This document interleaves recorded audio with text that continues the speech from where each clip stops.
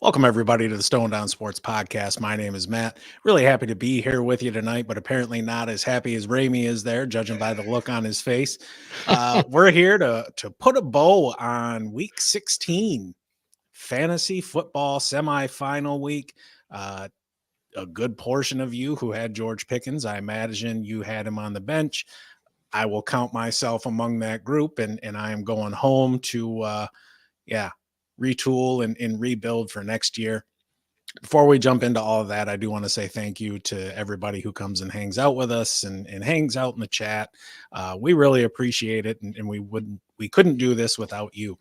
And anybody that rewatches, all the replays and stuff and can't catch us live and still, adds up watch hours for us. We need it. We love it. Thank you for your support as well. Sorry, I didn't mean to interrupt you. I just thought you were leaving them people out to dry. I did say thanks to everyone. Well, it's all inclusive. Thank you to everybody on the planet. Right. I like to think the people that don't watch. Really appreciate you guys. Anyway, as always, I'm joined here by Kyle and Ramey. Kyle, apparently you're in an interrupting mood tonight. So despite your very vocal protests about doing this, I'm just going to throw it right to you because you want the floor. And I'm going to do that by saying division champions. Dude, 3 decades have gone by and it feels good. And it feels good to be a Lions fan because there's been so many years where we're just horrible. And then when we were decent and did something, we got fucked by the NFL referees all the time. So minute 45. Oh, well. Yeah. Never monetizing any video we ever make. But no, it feels good. Go Lions. It was great. They went into Minnesota and took care of business. 30-24, won the division, playoff berth, hosted a playoff game at Ford Field. Everybody looked good. Nick, they picked off Nick Mullens 4 times, who did throw, I think, didn't he have 400 yards? 411. Yeah. So, the Lions, they still gave up a lot of passing yards. They are playing a little bit better. I see the defense turning a corner a bit with some additions in the secondary, Melifonwu especially, and hopefully see JGJ is back this week or next week, give another boost. 411 on 22 completions. Yeah.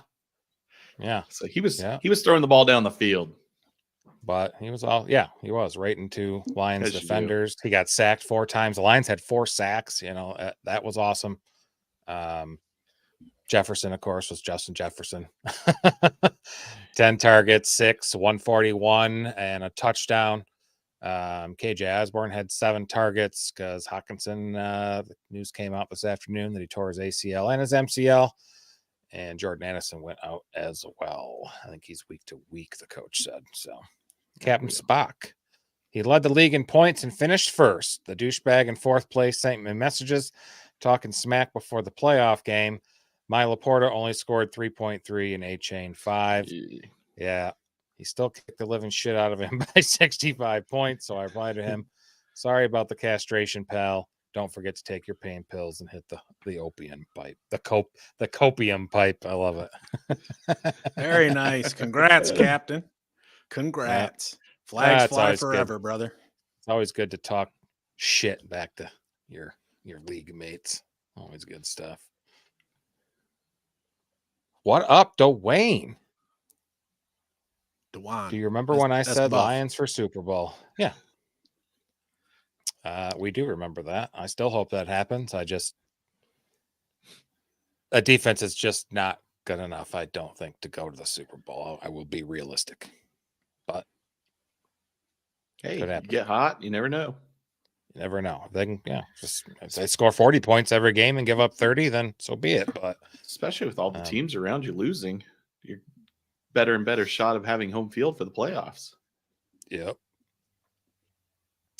So Lions. St. Brown had another good game. Joined Herman Moore as the only player in Lions history with multiple seasons of 100+ receptions. Him and Goff just have such a great chemistry. Goff was 30 of 40, 257 and 1. Got sacked once. Looked good enough. I didn't think he'd throw the ball 40 times this game, but got to do what you got to do to win the division. So you guys talk now. Oh, I'm just sorry. I'm just thinking back to last week about you complaining because I spoke about two players at once. And then for the past 4 minutes, you have gone through, I think, every player that took a snap. Yeah. The rules are different in the recap show. It's the preview show. Anyway, we talk about one position and then the next position and then the next position. Nope. No, it's been fun watching the Lions this year. That whole offense, they have an opportunity to be the first team ever with 2,000-yard rushers and 1,000-yard receiver, and they have a chance to join the 2013 Broncos as the only teams having 4 players score 10 or more touchdowns. That offense has been elite, especially Jahmyr Gibbs. That dude, I forget the name of the guy who he just juke the shit out of and send him flying. It was on I think it was a 4th down carry, like 4th and 3, where he broke one.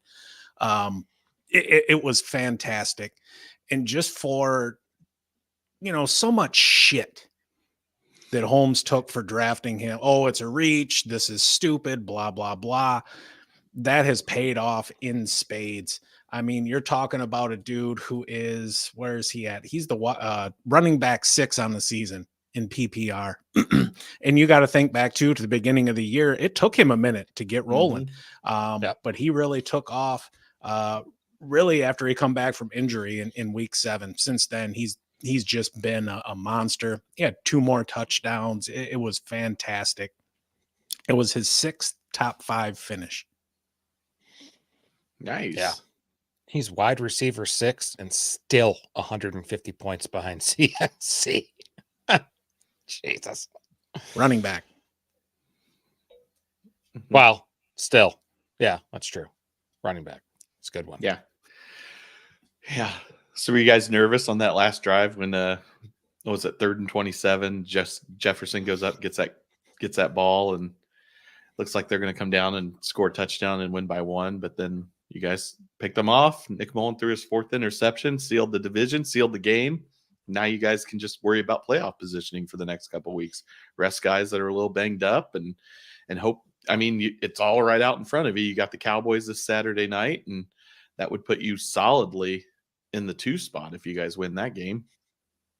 Yeah, I think so. Just this team has been a lot of fun to watch. And the main thing right now is get into the playoffs healthy. Nick Mullens, it's hilarious. He threw for 411 yards and at least according to Fantasy Pros, he had 20 points this week, just depending on how your league penalizes interceptions. He's not a good quarterback. He had 2 fumbles as well. He didn't lose them, but still he targeted 8 players. Only 4 of them had multiple receptions. There was no run game. That their whole offense was through the air, and it makes sense. You don't want to run on Detroit. KJ Osborn seemingly rose from the grave to have a hell of a game, and Jordan Addison left with an injury. If he's going to be out this week, you're looking at KJ Osborn getting a full complement of snaps. Something to keep an eye on there for the waiver wire if you're fortunate enough to be in your championship game or if your playoffs start a little bit later. But all in all, it was a good win for Detroit. It was a road win. The big thing for me, I think the most important part was Jared Goff playing a clean game. He's now done that in 3 out of 4.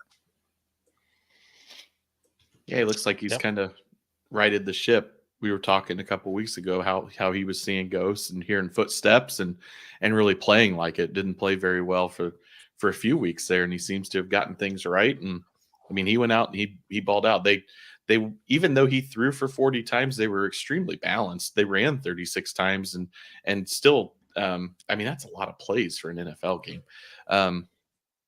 Gibbs and Montgomery were pretty well split. Monty had 17 carries. Gibbs had 15. They both had touchdowns. Gibbs had 2 touchdowns and Monty had 1. I don't want to jinx it. They're really peaking at the right time though. Like as long as they continue to play the way they've been playing, they're going to ride into the playoffs a hot team to watch. Oh, I didn't feel like they were peaking after they went to Chicago and got their dicks knocked in the dirt. But hey, they're 1-0 in their last one game, and that'll work. We're on to Dallas, and still two more games in a dome to go. So, Captain Spock, the problem with Lions is Goff's home road splits in the natural artificial turf split. Goff is the worst in the business in those categories. They need to clinch home field. Yeah, that'd be nice if they could get the one. I think it's not going to happen. If San Francisco would have lost last night, we'd have a chance, but I don't see it. But they did lose. What's that? San Francisco. Yeah, they did lose last night. Oh, Jesus. Yep. And they need to lose again, though. Knew I shouldn't have had that medicine before this. But I mean, take the proper dosage. All right, Dubo says big win for the kiddies. Congrats, boys. Thanks a lot, man. Glad you guys could join. Yeah. But I mean, his league is done. Took second. Amari Cooper gotcha. Yeah. $36 Amari Cooper, dude, finally. Worth every dollar. Lived up to his price. Yeah, it's crazy. Great game. I mean, just a lot of big games. Including George Pickens, Matt. George Pickens. Yeah. So I Spock is absolutely right. And we've talked about it all year long about Goff on not only at home, but in domes versus on the road. Maybe the 1 seed is out of reach, but if they could get that 2 seed, they wouldn't have to play on the road till the NFC Championship game, which would likely be in San Francisco if they have to go on the road at all. So if you guys continue to play well, I mean, it's not out of the realm that the number 1 gets upset and you guys win a couple games and you're hosting the NFC Championship game at home. So like I said, you've positioned yourselves nicely to where you're going to be hosting at least one playoff game and maybe more than that. Maybe the Rams will beat San Francisco that last week. Hey, the Rams are a scary team. Yeah, I don't want to play them. Yeah. Don't want to play them. I don't want to play Seattle as Detroit because they have just had our fucking number. But I just pulled up Goff splits real quick just because I was curious. And with him, it's more indoor versus outdoor as opposed to home road, at least this year. He's actually got more interceptions at home, despite playing 1 fewer game at home.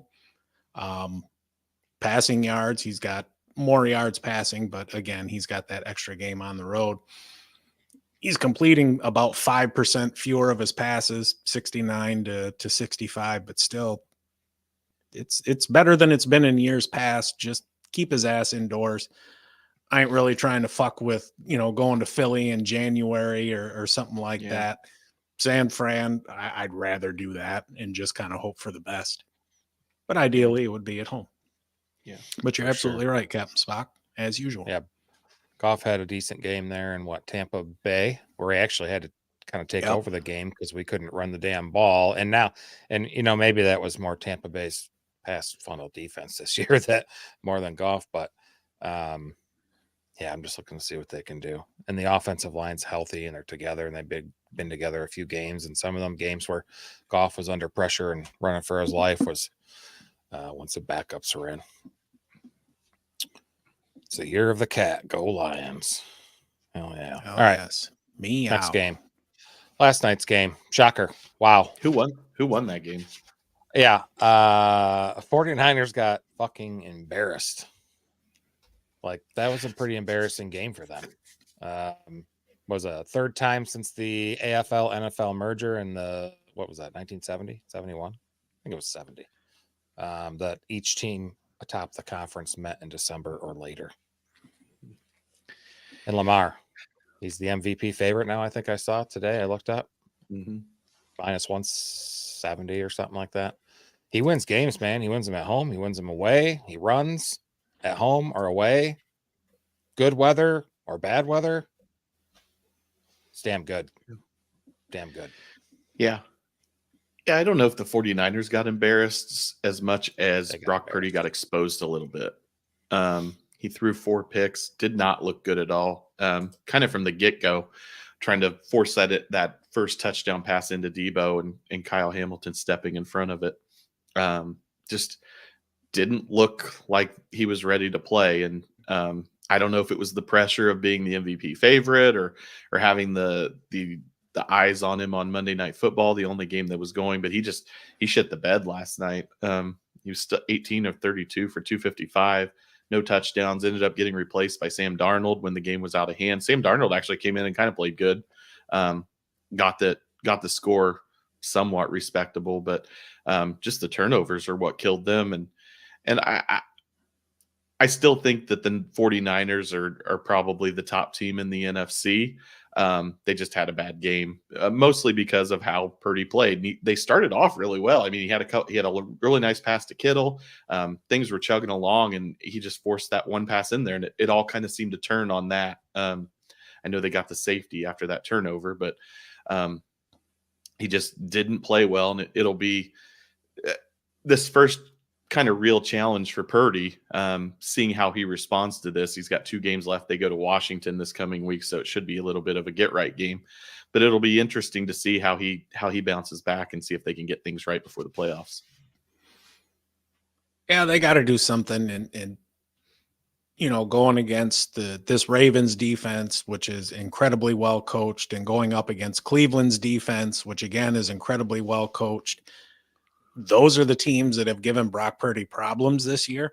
Now, granted, all 4 picks weren't his fault. I think there was a couple of tip passes there, and sometimes shit happens. But I think what Baltimore did really well was take away Deebo Samuel. This is an offense, a passing offense at least, where Brock Purdy's getting about half his yards after the catch. Deebo led the team in targets. He had 12, and I know on Sunday we were all kind of in on him, thinking it was going to be a Deebo game, and that's the way it should have been. I'm going to, we were like 48% right. It just barely didn't happen. But over the last 6 weeks, he's been the wide receiver 1. He's been fantastic. He's got 2 games over 30 points, 2 games over 20 points, and those 2 are bookended by a couple 9-point performances, this being one of them. Quite frankly, I'm just happy to have a little shit on Purdy time, because the talk of him is just it's going a little bit far for what he is. Yeah. Baltimore improved to 6-1 against teams currently in playoff contention, outscoring them by over 16 points. You know who that one team is? Not the Lions. Oh yeah, the Colts. The Colts, Indianapolis Colts, baby. The Colts beat them in Baltimore. That's right. I still go, how the fuck did that happen? But Zach Moss. It did. Yeah, Zach Moss. Because the fucking Lions went there and got totally embarrassed. I think it was in a hurricane too. That helped. Yep. Yeah, it was. Let's see. Sorry, I Debo, digress. Brock MVP. Talk took a hit. Team can't lean on him. He benefits from them. Not MVP material. No. Agree wholeheartedly. CMC. He's not even the best MVP. player on his team. Yeah, and Captain Spock just said the same thing. Right. CMC should win it. He won't win it. It'll go to Lamar, and we'll have an MVP with like 19 touchdown passes. Because that just screams MVP to me. Mm-hmm. What's kind of troubling for the 49ers is Trent Williams went out with a groin injury in the second half. And if he misses time, I mean, he was among some other players, Debo included, that were out during that stretch there, but they were horrible without their left tackle. That's when they lost 3 games in a row there, right in the middle without him. So that'll be a big loss. Not could be. It will be a big loss for them.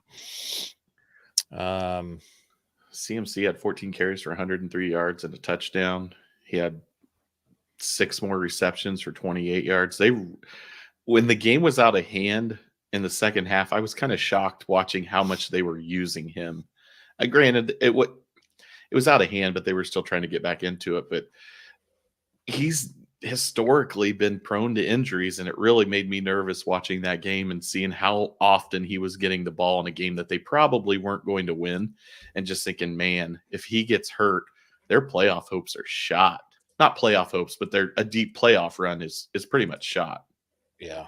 On Baltimore's side, I thought Zay Flowers played very well. If you looked at the box score, you saw that he was the most targeted Raven by far, with 12 or 13, I believe. He did have a couple drops, but he ended up with 9 for 72 and a touchdown.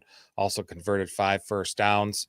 He caught both of his contested targets. He broke a couple tackles, forced a couple missed tackles, and averaged 5.1 yards after the catch. Big game for him. He needed to step up. They needed something like that. They needed a real receiver there, and he looks like he's becoming it. Yeah. Likely had a nice game. Oh, sorry. Go ahead, Matt.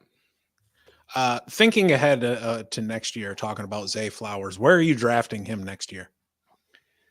Are you going to draft him as your wide receiver 1? No. It depends on. Yeah, he could be my second wide receiver for sure. I want to get somebody that's definitely. I need a Tyreek. I need a CD. I need an alpha first. I think it depends. I think if you're in a snake draft and you're at the top and you take a guy like CMC for first, or I mean he's going to go first overall next year, but you don't pick again until late in the second round. Maybe he's a guy you grab because there's not really a whole lot there, and you're just hoping for upside. Because those other Tyreek, all those guys will be gone by the time you get back to picking. So there are probably 10 or 12 guys I would pick ahead of him, but depending on where I fall in the draft and what the options are when I get there, I could see him being the first wide receiver I take. That's fair. So, I mean, if a Nico Collins and him are there, I'll probably pick Nico Collins, though. I feel they might be drafted around the same place, roughly. Yeah, that's probably true. What do you think, Matt? If I'm taking a pass catcher and just your example right there, I'm taking Nico Collins. I think CJ Stroud is a superior passer, even though you can see there's been some improvement with Lamar Jackson. I think Zay Flowers might end up being the better receiver overall between him and Nico Collins. But I would lean Nico. I think they're both high-end wide receiver 2, low-end wide receiver 1, just, depending on matchup and whatnot there. Exactly. Yeah. Okay. All right. Raiders, Chiefs at Arrowhead. Nobody thought what happened was probably going to happen. We were talking before we hopped on here. Yep, the Raiders brought the violence. They were the much tougher team, way more aggressive. Ramey, you mentioned that the Chiefs weren't nearly ready for it at all. Mahomes was just not good. He threw a pick, would have had a second one if they didn't overturn it. Threw the ball 44 times, 235.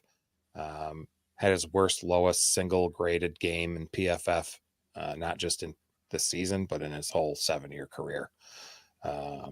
He was bad. Rashee Rice, though, he is definitely emerging as the number 1 guy there. Had 11 targets, only caught 6 of them, I think. 12 targets. 12. Oh, I typed in the wrong thing. Damn it. But the real thing was just the Raiders, the way they won with Aiden O'Connell not completing a pass after the first quarter. Hasn't happened. Something that hasn't happened since 2000. I think it was the Bengals and somebody, and Scott Mitchell and Achilles Smith were both in that Scott game. Mitchell. Yeah, we hate him.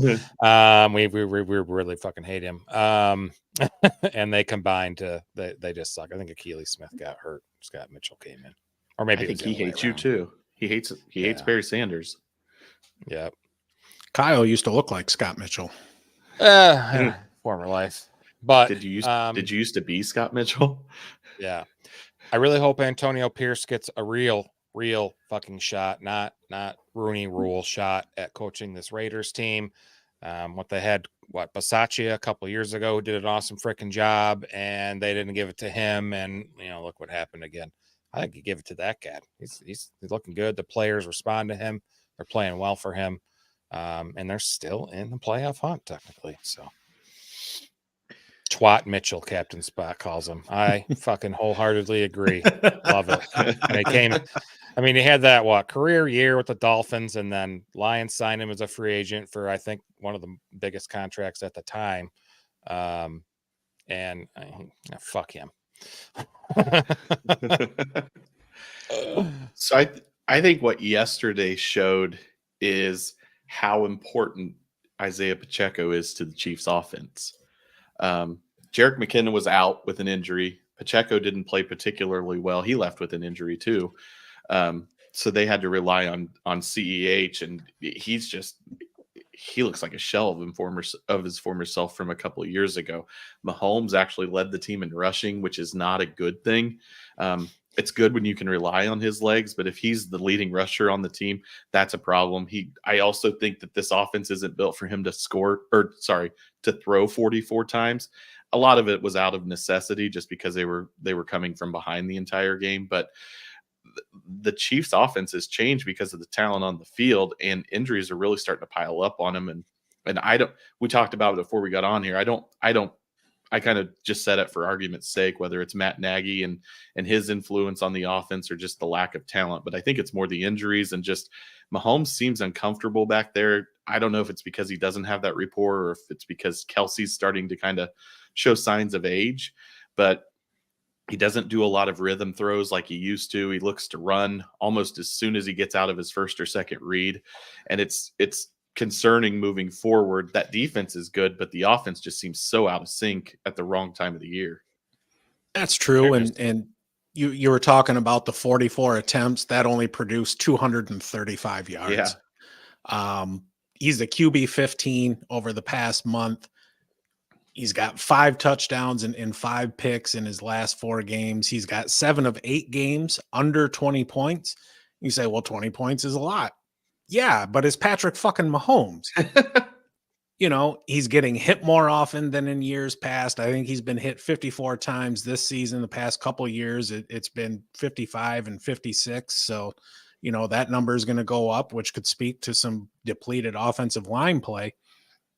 But I think aside from the wide receiver drops, and Ramey, you just kind of touched on this, is we're seeing real regression in Travis Kelce.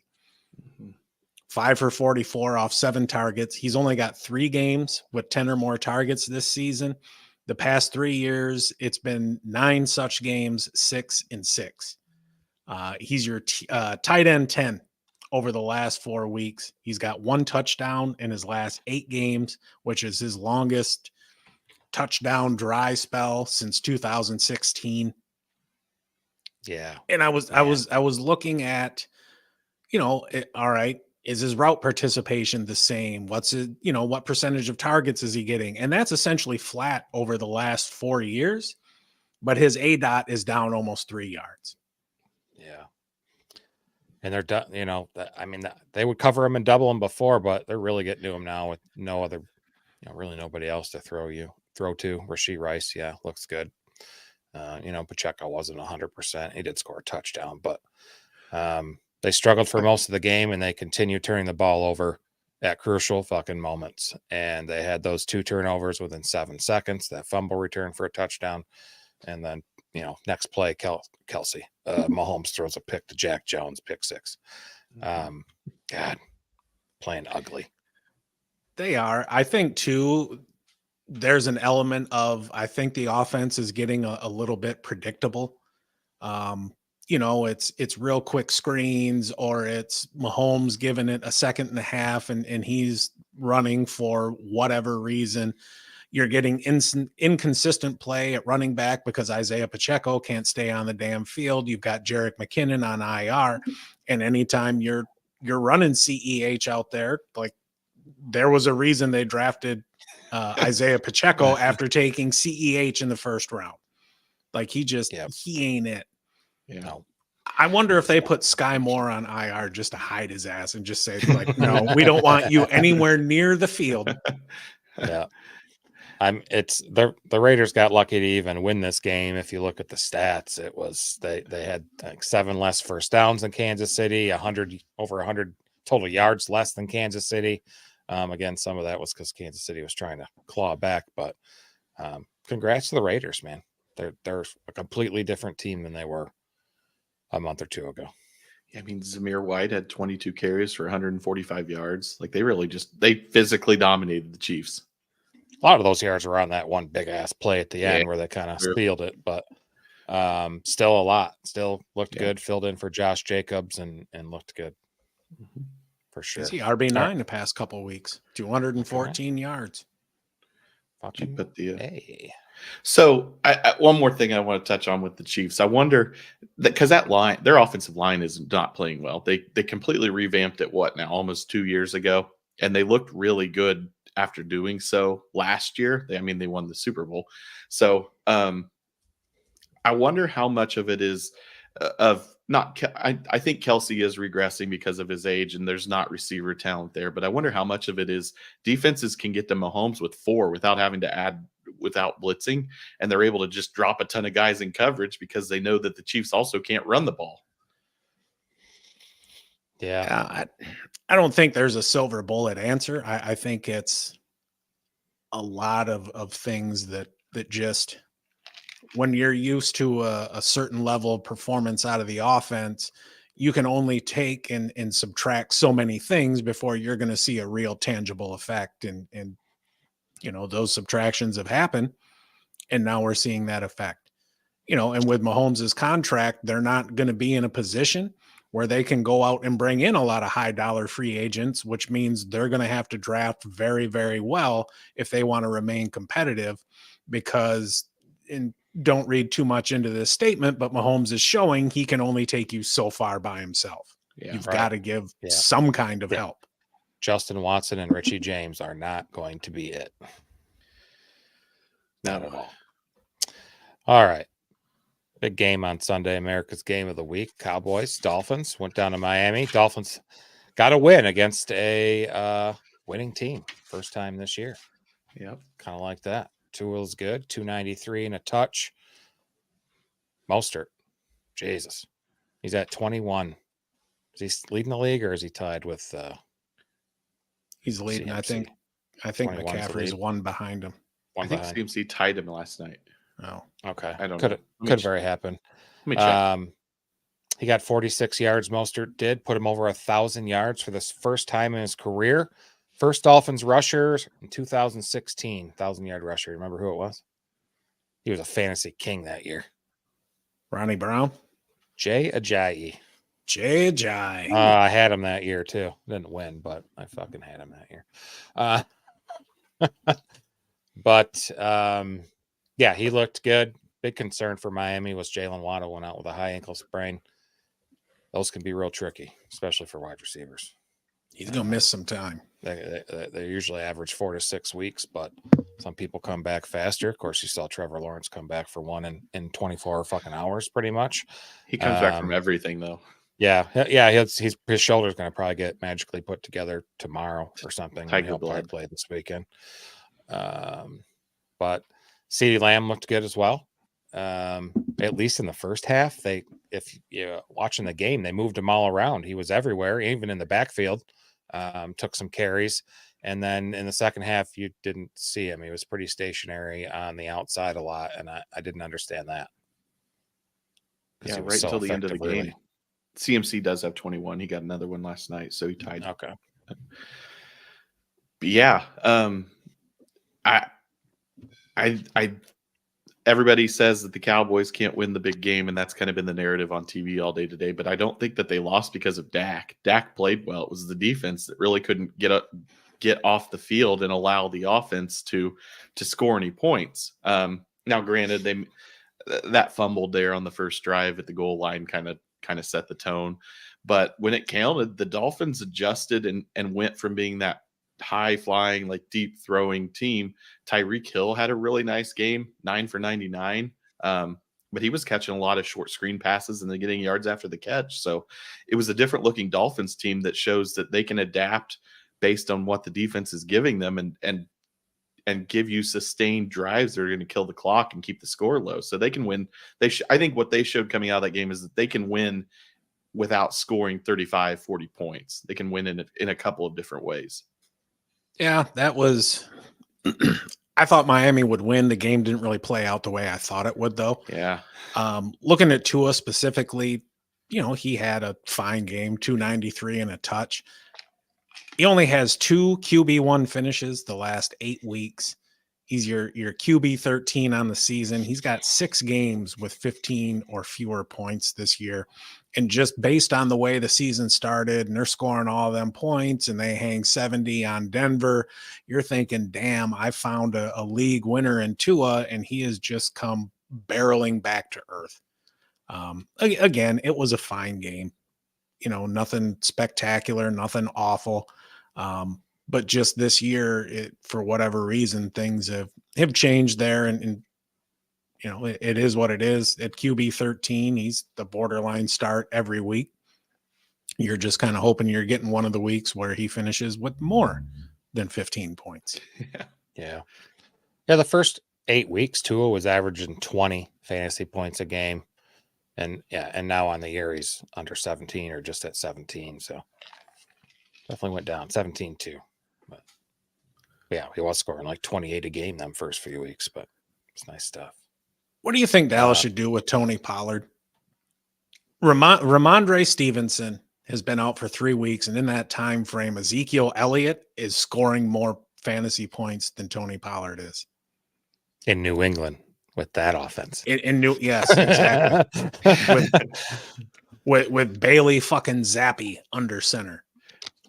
I really think what Tony Pollard has shown is that he's a really, really, really good complementary back. He is not built to do the between the tackles, just the tough stuff that Zeke did when he was there. And he benefited from having a guy like that. So I think what the Cowboys need to do whenever their season ends and in the offseason is go out and, hell, maybe it's Zeke, but find a guy that's similar to that.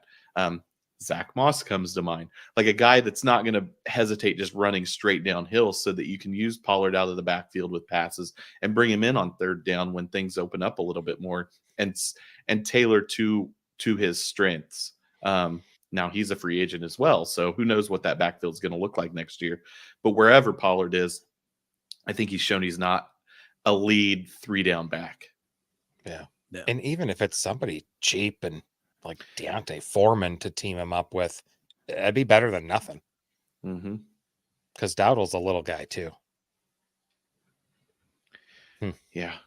I wonder if he's wishing he would have signed a longer-term contract instead of just signing the franchise tender. But I don't think Dallas offered him a long-term contract. So Dallas kind of looks smart in this situation. Cool. All right. Colts time, baby. Do we have Colts to? Time. Yes. Yeah. I mean, does anybody want to win the AFC South? Nobody does. All 4 teams lost on Sunday. You got Jacksonville, Houston, and your Colts still knotted at 8-7. Jags are technically first because they're 4-1 division record. And we mentioned before we hopped on, the Colts really missed Michael Pittman. And go. So when they win this week, I need to not get overly high because I'm not going to try to be overly down this week. They're an average football team. They've overachieved this year. Gardner Minshew is a really good backup quarterback who's done a fantastic job in the role that he's been presented this year. He threw 37 times, and we've talked for weeks. That is way too many passes for Gardner Minshew to be throwing. Give Atlanta credit. They decided to just stuff the box. And I mean, it was easy with Pittman out, having Downs and Pierce and Ty Montgomery and others in there. Atlanta just decided you are not going to run on us. And the Colts only rushed for 92 yards. Taylor had 18 carries for 43 yards. So the game plan by the Atlanta defense was perfect, but it was also the lack of weapons and just the injuries taking a toll on the Indianapolis offense. So it was frustrating to see how many tackles the Colts defense were missing, because it's not like Atlanta has this explosive offense, but they managed to put up 29 points. And I know Kyle's excited about the fact that Bijan got the rock 19 times, should have had a touchdown, but had 12 carries for 72 yards and had another 7 catches for 50. If he watched where career high 7 catches. So get him involved. That's what don't. It's finally happening, I guess, in week 16. Yeah, but Taylor Heinicke came in and looked good. But again, that Colts defense is nothing to write home about. So it was disappointing, but kind of brought me back in check when I was talking playoffs. I mean, they still very well may make the playoffs, but they're an average football team who, I mean, it says a lot about the coaching staff and the players, the fact that we're talking about them as an average football team this year. Heinicke did play well. He didn't, and you know what the best thing he did is he didn't turn the ball over. Yep. Because that's what Ritter does all the time. Every time he takes a breath, he's either throwing a pick or fumbling the fucking ball away. So, and the defense for Indianapolis, didn't play good. Couldn't get to Heinicke. I think they sacked him only once. Yeah. And while Gardner Minshew was on his ass 6 times, he got sacked 6 times. Well, yeah. I will say, week 16, it took till week 16 for a running back to score a rushing touchdown on the Atlanta Falcons. Congratulations to Jonathan Taylor for finally popping the cherry for that one. But in the end, it didn't matter because they didn't get the win. And it was on the first drive where there was a pass interference call, and they were down on the 1. And to Atlanta's credit, they stuffed Taylor twice. I was going to say, it still took him 3 times to get him. Yeah. So, but yeah, he still got the touchdown. But outside of that first drive, the Colts offense really just didn't look very good at all. And I mean, you made the point, Kyle. They really, really made Michael Pittman a lot of money on Sunday. Yeah. I just want to say this because I don't see a reason for really dragging this out. Bijan Robinson has played 75% of snaps in 4 of 6 games. Bijan Robinson has been a running back 1 in 4 of 6 games. And I'll let you guess as to which 4 of those were. Like, the math is there, and we're not talking calculus. Like, this is simple addition. Hey, I put Bijan on the field and give him the ball, and good shit happens. Right. But apparently that's too much to figure out. Yeah. What's weird, I don't know why they decided to go to him so much this Sunday. Like, no matter who they're playing, they should be getting him the ball a ton. Like, he's a really, really, really good player. And Arthur Smith's job probably wouldn't be in. I mean, that division it's like it's the NFC version of the AFC South. It's a little bit worse. But if he had played him more throughout the year, they'd probably be a game or 2 up in this division. Give him 19 touches in every game, and you'll score 29 points every game, possibly. Yeah, I will. Did you see that they got? I think they got fined for that shit with hiding his headache game or whatever a few months ago, or maybe they got investigated. I thought I saw there was some fine for it, but definitely wasn't cool. Fucked a bunch of bettors that week for sure. Yeah. Yeah. I mean, Atlanta ran the ball down the Colts' throat. They ran for 177 yards. Well, we got Loud Boy in the house. What's going on, brother? Appreciate you joining. Go Blue. Monday's just around the fucking corner. It sure is, for that. Baby. Sure is. Ooh, we might have to talk about that game on Thursday. All right. Let's roll into. Oh, I didn't take that thing off. Damn it. This shit. So, waiver targets for week 17 for championship week, or maybe if you're got a 2-week championship. I know some leagues do that, which I hate because of week 18. Just don't know who's going to play.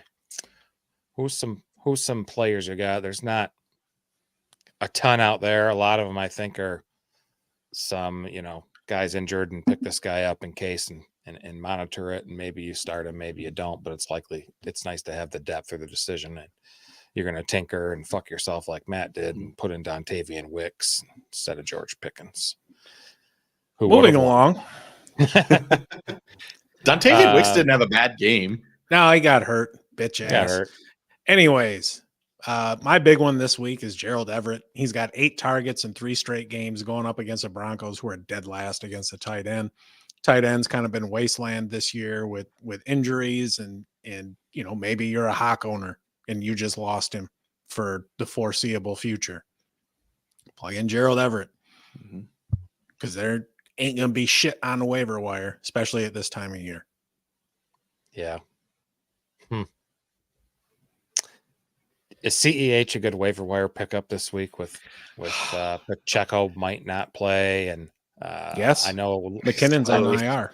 I mean, Michael P. Ryan is the only guy, other running back on the roster right now. And you're probably all saying, is that Samaji's brother? Yeah, I am not sure. But if Pacheco's out and CEH is the only he's going to be the only running back available with a high chance of being an every down player. They're playing Cincinnati this week, though. That's an average matchup. That's pretty average. Yeah, I just don't like CEH.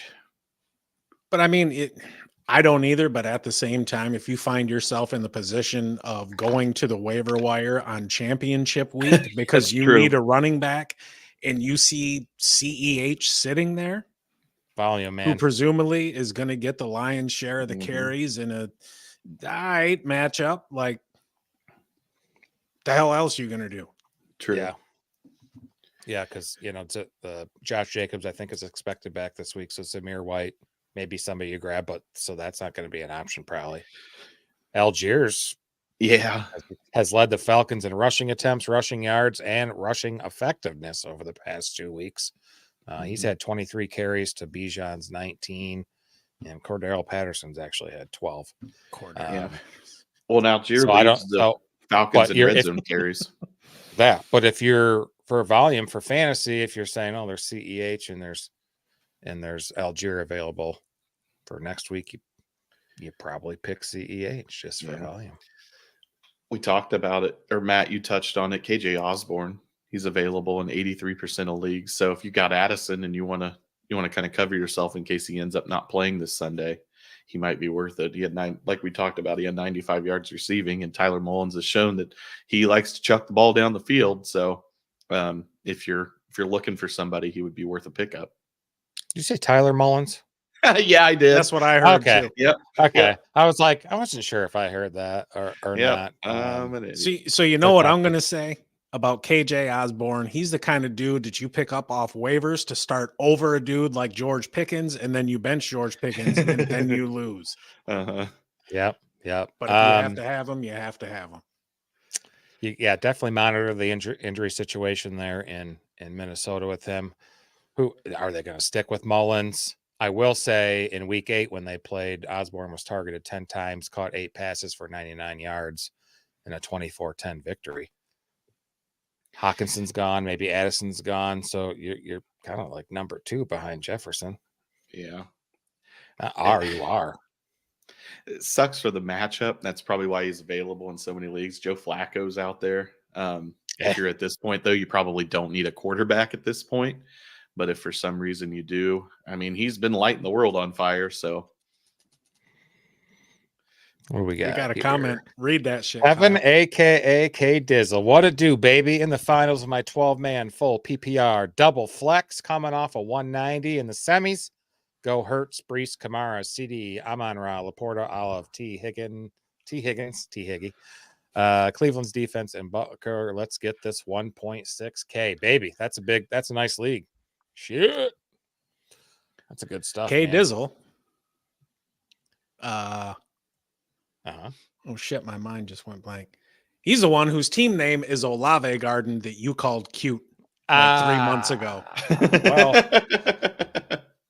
Well, congrats, Olave Garden. Your memory's too fucking good sometimes, Matt. Congrats, dude. Hope you get that money, dude. $1,600, dude. That's nice. Hell yeah! Don't forget our tribute, 10%. Right.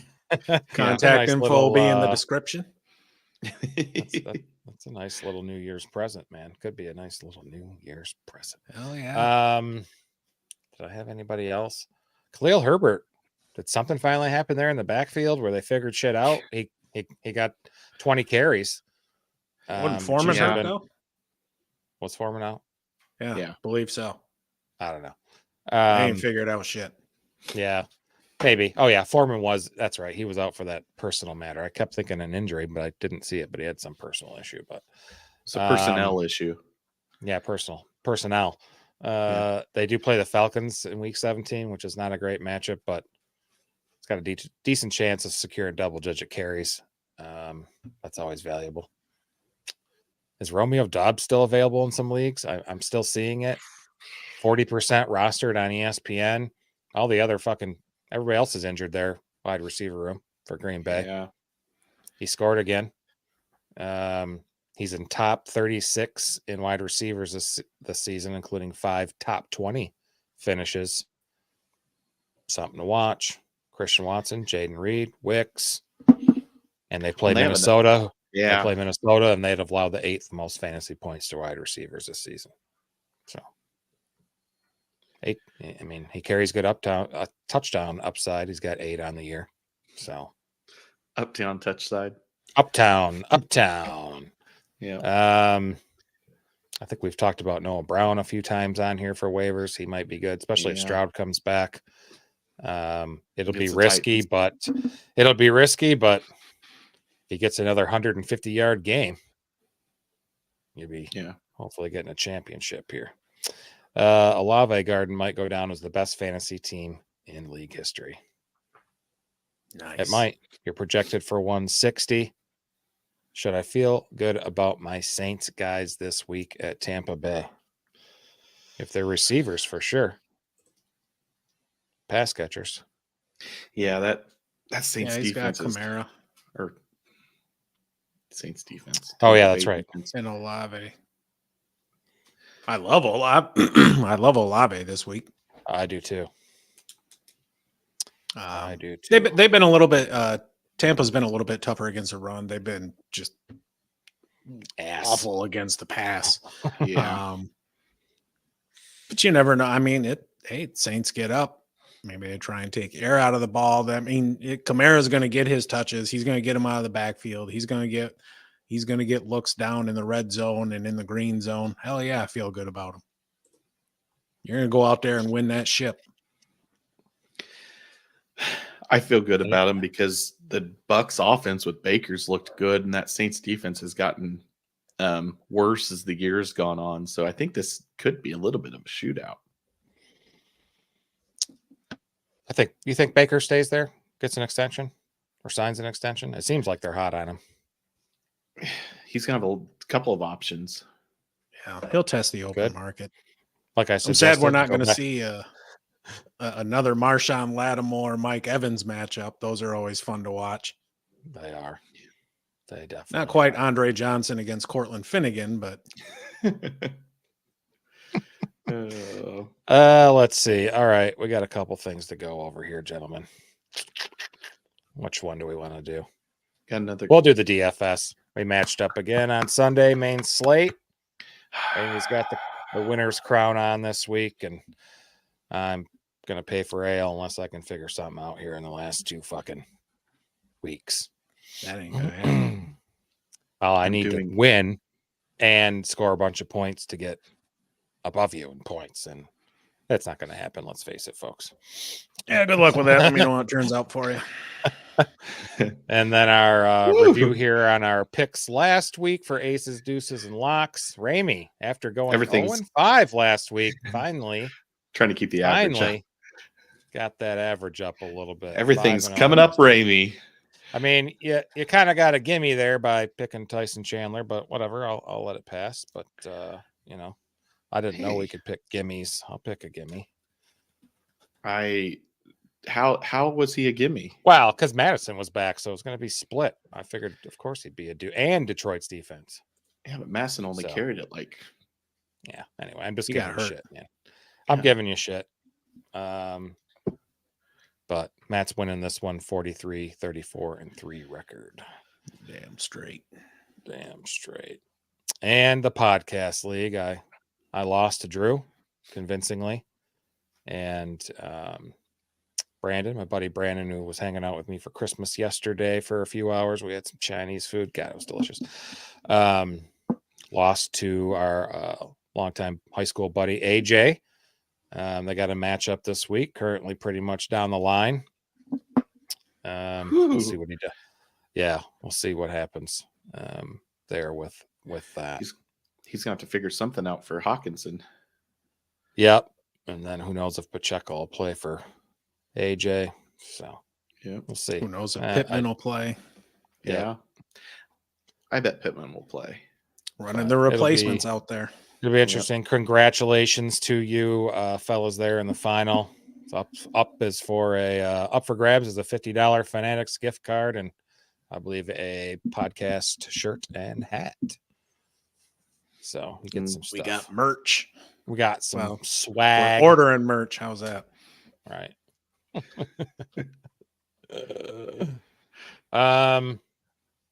What else?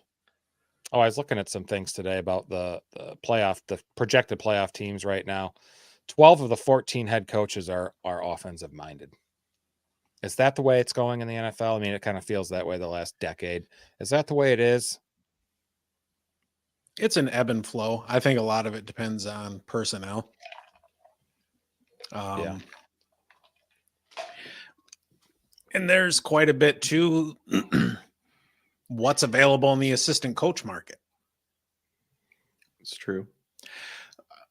I think also you're finding, I mean, I'm going to say something that is not, it sounds stupid, but it's obvious. Teams hiring coaches are teams that are not very good. And a lot of those teams are looking for quarterbacks when they're not very good. So I think teams look to pair a rookie quarterback or a young quarterback with an offensive-minded coach so that he can help them develop. I'm thinking of the Colts. I'm thinking of the Texans, the Panthers. It didn't work out, but there were going to be a lot of teams this year that turnover. Teams like Atlanta, teams like Chicago, other teams that are probably going to be looking to draft a quarterback, and they'll bring in an offensive-minded coach because it's so critical to develop that quarterback. The Texans hired DeMeco Ryans. He's a defensive coach. You're right. I'm stupid. The other ones were good, but that one was a bad example. Thanks. That's all. Thanks. I'm a dummy. And then Matt posed a question in our text about how many of those 12 play callers. And quickly through our heads, we came up with 7, but yeah, let's see here. Some back of the napkin math. Yes. Kevin, 5 of my guys play before Sunday with Thursday night football and Saturday. I think Saturday game is going to have a ton of points. Yes, sir. You're right. Cowboys. Detroit's going to push it down the field. They're going to attack the Cowboys deep. Lions win. Calling it now. You gonna make it your lock? We'll see. Probably. Scared money don't win shit. That's right.